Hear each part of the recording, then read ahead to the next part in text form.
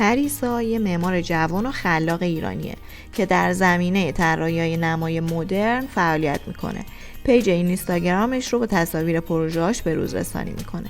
در یکی از پست‌های اخیرش او طراحی یه خونه 2 طبقه با الهام از خطوط ساده و استفاده از متریال‌هایی مثل بتون، چوب طبیعی به اشتراک میذاره. این پست به سرعت در فضای مجازی پخش میشه.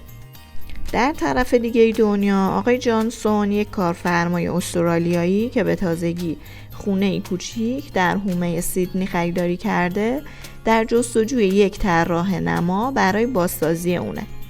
اون هنگام مرور هشتگ ها به پیج پریسا میرسه و جذب سبک مینیمال و مدرن اون میشه.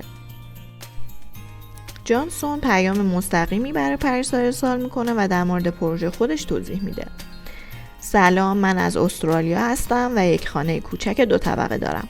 دوست دارم نمای اون خاص و متفاوت باشه، اما نمیدونم از کجا شروع کنم. آیا میتونید شما کمکم کنین؟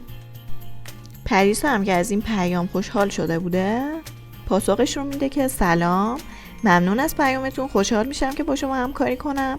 لطفاً تصاویر و توضیحات بیشتری از خونه‌تون برام بفرستید. شروع همکاری جانسون و پریسا به این شکل بوده که جانسون تصاویر خونه رو ارسال میکنه، یه پلانی براش میفرسته، ایده های اولیه خودش هم بیان میکنه که نمایی ساده میخواسته که شیک باشه، مساله پایداری داشته باشه، با محیط اطراف خونه هم همخونی داشته باشه. پریسا بعد از دریافت اطلاعات یک جلسه آنلاین با جانسون برگزار میکنه و نمونه‌ای از کارهای قبلی خودش رو به جانسون نشون میده. اون پیشنهاد میکنه که ترکیب بتون، چوب طبیعی و پنجره‌های بزرگ توی خونه استفاده بشه تا هم نور کافی داشته باشه و هم ظاهر مدرن و گرم ایجاد بکنه.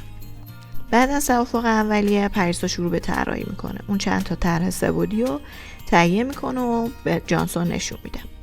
جانسون یکی از طرح‌ها رو انتخاب میکنه اما چند تا تغییر کوچیک درخواست میکنه.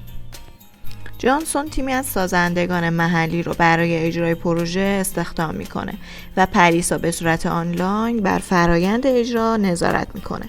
اون حتی یه ویدیو کوتاه آموزشی برای کارگران ارسال میکنه تا مطمئن بشه که جزئیات طراحی دقیقاً اجرا میشن.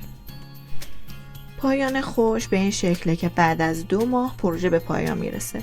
نمای خانه ترکیبی از بتون، چوب طبیعی و پنجره‌هایی با قاب مشکی مات است. جانسون از نتیجه نهایی بسیار راضیه. این همکاری شهرت بیشتری برای پریسا به همراه میاره و چندین پیشنهاد کاری دیگه از کشورهای مختلف دریافت میکنه. از طرفی جانسون به یکی از دوستاش میگه گاهی اوقات بهترین طراحان دنیا درست در آن سوی دنیا هستند.